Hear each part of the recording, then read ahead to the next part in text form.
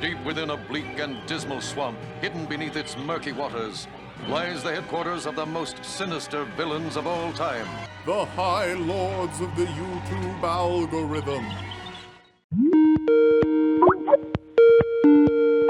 Hey, High Lord of YouTube, can I talk to you for a second?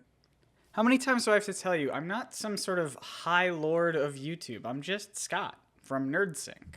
It's about the Ra's al Ghul video. Yeah, Batman villain, lives forever, fights with swords. Just get Timeless Body from Monk and you should be all set.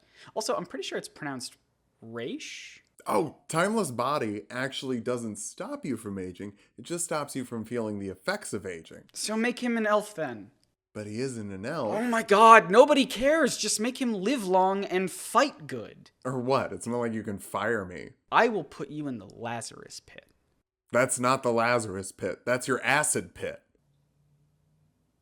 Welcome back to Building Character, where we're here to sell out and appease our corporate overlords. Again. Today we're building Ra's al Ghul. He's a wood elf monk. They can punch and they don't have to wear pants.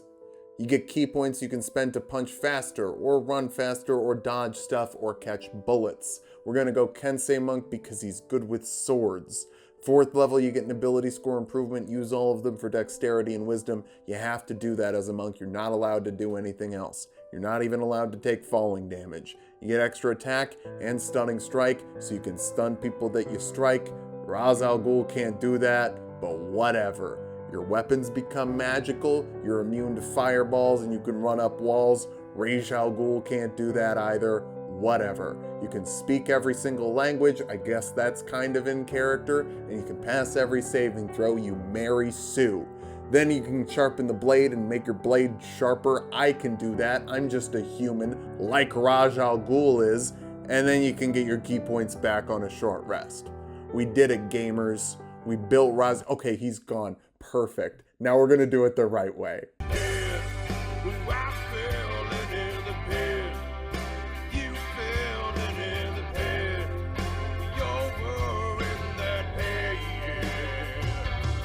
We'll start off with our goals for this build. First, we need to live forever, and not just ceasing aging, but a full-on, fresh, youthful body every 50 years or so.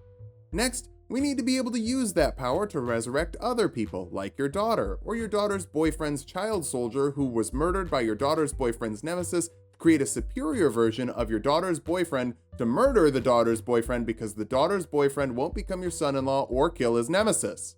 Do you think a monk can do that? Can a monk do that? Finally, we need to be able to put our soul into our daughter's boyfriend's body. Not for anything weird, he's just got a good body. That also doesn't sound great. It's a body we want to be inside of. I don't know how to say this better. For stats, we'll be using the standard point array from the player's handbook. Roll for stats if you want, just keep your multi-classing minimums in mind. It's not pure bard, it's just mostly bard. Dexterity will be number 1. You're the guy who trained Batman. Have you heard of Batman? He's pretty popular and pretty dexterous. Charisma next, you convince people to fight Batman. I'm assuming you've looked him up. Pretty wild stuff, right? Intelligence after that, if you unlock the secrets of immortality Kool-Aid, that's smart stuff. And immortality definitely helps with history checks since you were just there. Follow that up with Constitution. Part of dying is surviving hits. Strength is a bit low, you're in pretty good shape, but it's maybe the least extraordinary thing about you, and we'll dump Wisdom. Turns out microwaving yourself to stay warm every 50 years or so makes your brain get a little goopy. Raish is a human. Elves live longer than humans, but so do tortoises. Should we make him a tortoise? There are jellyfish that live forever. Ra's al Ghul is a jellyfish. Jellyfish get a feat, the skilled feat, lets you grab 3 skills like sleight of hand, medicine, and intimidation. We need lots of skills. Rage is a skilled boy. Bump your dexterity and intelligence with your 2 free points, then grab another skill like history as a human, and arcana and stealth from your background. That's what I think you would get for accidentally discovering the Fountain of Youth hundreds of years ago. Also, we're not going with Reborn because he doesn't die. He specifically doesn't die. That's his thing. That'd be like making a Batman build that kills things.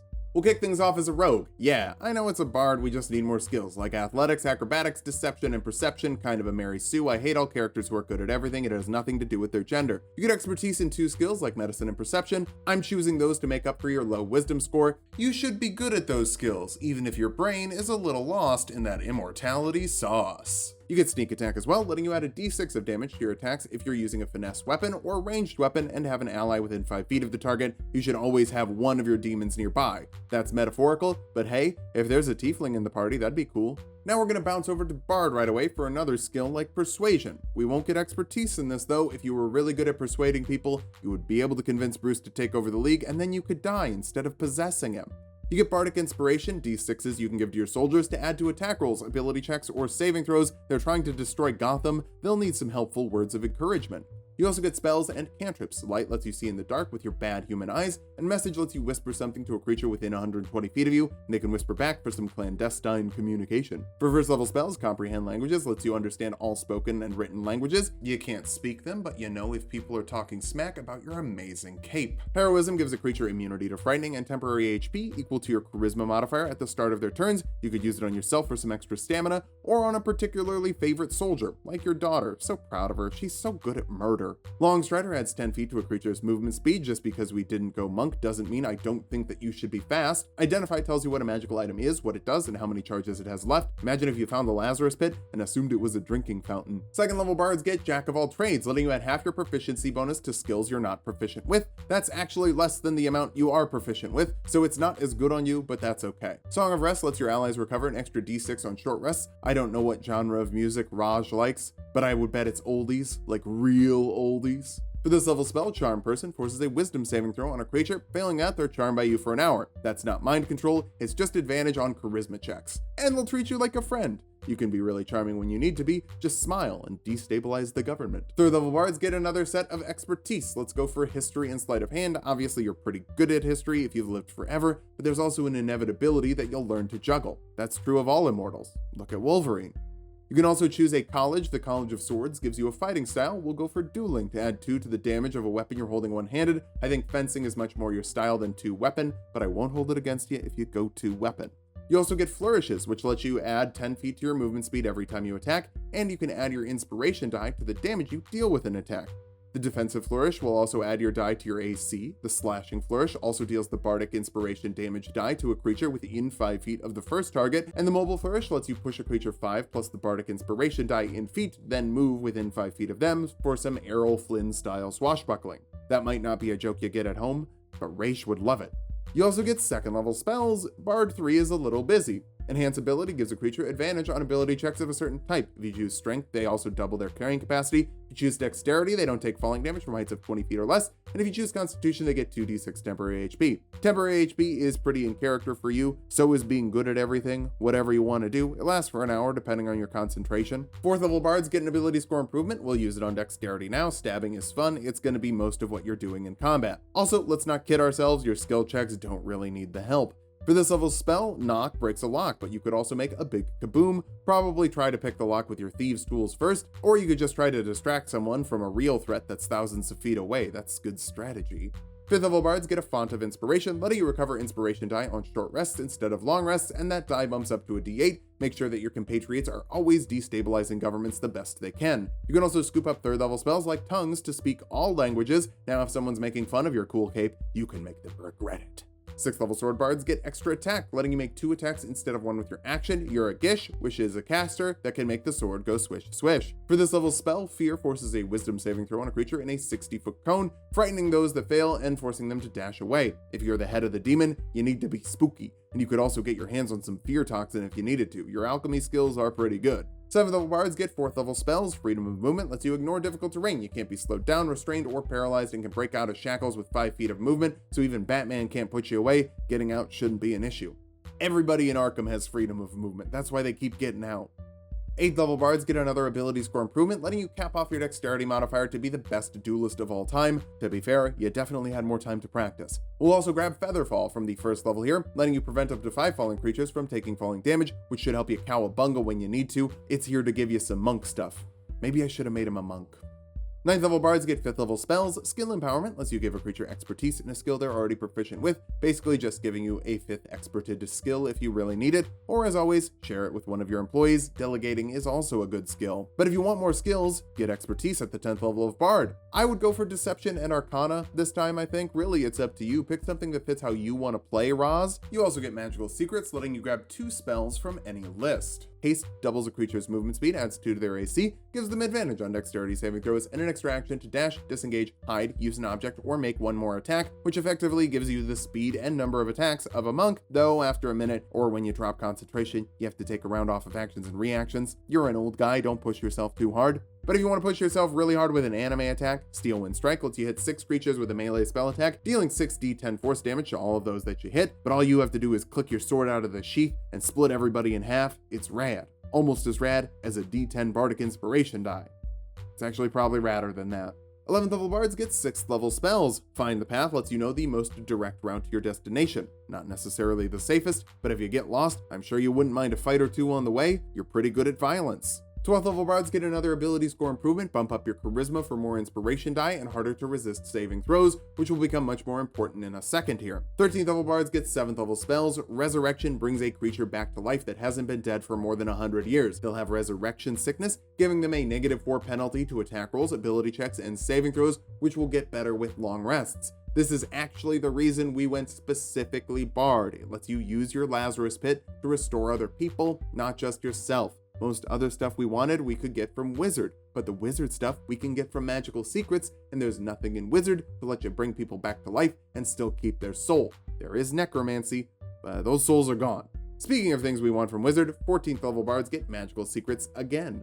Magic Jar lets you swap your soul with someone else. You put your soul into a jar, and then you can put your soul into another body. If that person fails a charisma saving throw, then your soul goes into the body, and their body goes into the jar. Or their soul goes into the jar? Souls and bodies are getting switched. You get their physical stats, but keep your soft stats, and if you die in their body, their soul dies, and you can make a charisma saving throw to go back in the jar.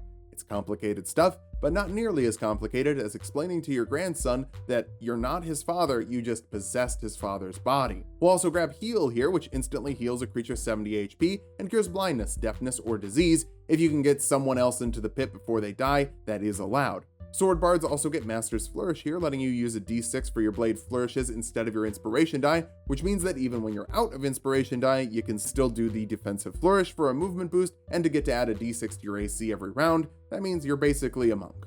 With Resurrection.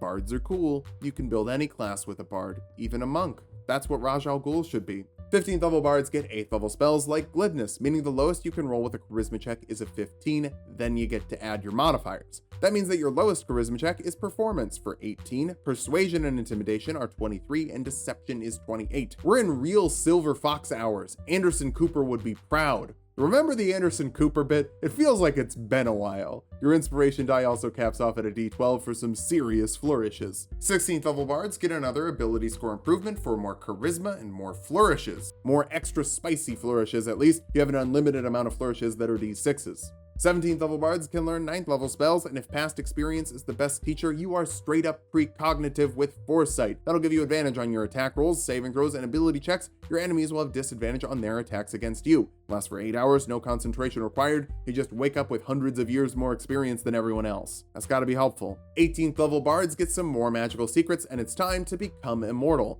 Believe it or not, that's high-level magic. The clone spell lets you start growing a duplicate of yourself in a pod, then when you die, your soul transfers into the younger version of yourself. Not totally how the Lazarus Pit works, but it's the most accurate way to make yourself live forever without being an elf, druid, or both. Druid would slow your aging rate to 90%, and elves just have a longer lifespan, but really, that isn't how the Lazarus Pit works either. Of the three, clone is the most accurate in my opinion. For our final spell, we need something really legendary, and you've been patient with me, and I've sort of been relishing how unconventional this build is, even though I've explained it pretty well, so let's just make sure that we're getting something good like the jump spell to triple your jump distance for a minute.